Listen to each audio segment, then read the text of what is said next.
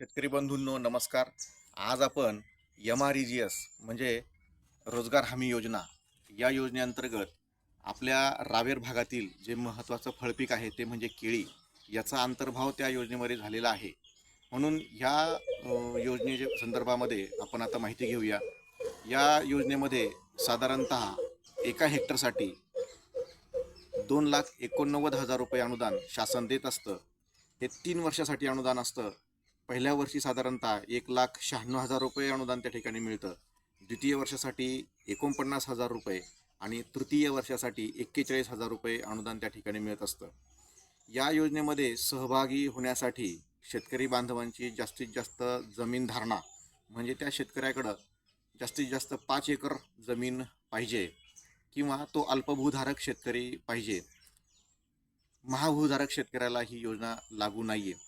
शहरी भागासाठी सुद्धा ही योजना लागू नाही, केवळ ग्रामीण भागामध्ये ही योजना लागू आहे. तसेच या योजनेमध्ये सहभाग घेण्यासाठी त्या ग्रामपंचायतीचे जॉब कार्ड, आधार कार्ड, बँक पासबुक आणि त्या ग्रामपंचायतीचा ठराव ही महत्त्वाची कागदपत्र या ठिकाणी आहे. 2001 नंतर तिसरा अपत्य नसल्याचा दाखला स्वयंघोषणापत्रसुद्धा त्या ठिकाणी आवश्यक आहे.